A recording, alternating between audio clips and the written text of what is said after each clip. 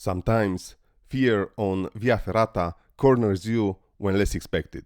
It is what happened to me a year ago when I ended up for my first time giving up. Let's see it. Let's do this. So I'm committed. Yes, I'm committed. Be it whatever will be. What the fuck? This is only me and the gear. I'm afraid. How do I change after that? No, I'm afraid. I don't know how to do it.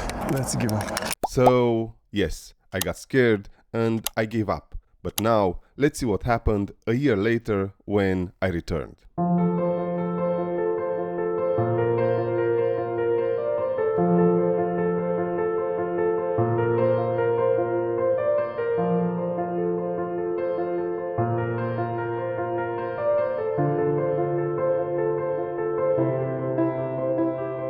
Giving up and turning around on this Via Ferrata hunted me for a year.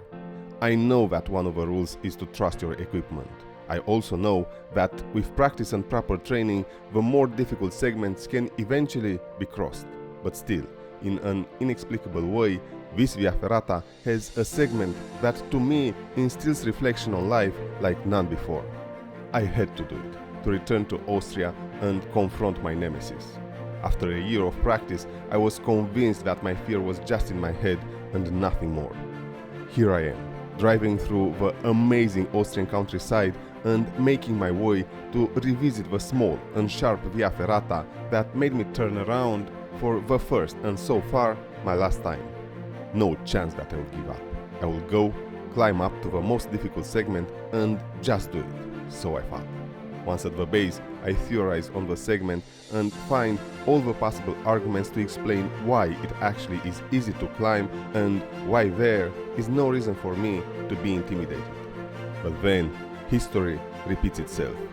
Being ready to cross on the other side of a boulder, I look down and I freeze. Knowing that the only thing that will hold me is the safety steel cable terrifies me. There is no proper support for my feet and no obvious holds to grab with my hands. My life is in the hands of a safety steel cable, and to me, this is not acceptable, not through my conscious decision.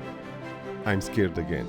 I'm amazed to see how little the intense Via Ferrata climbing practice did to help me overcome this particular fear. I look down and I see how quick and sudden the fall can be.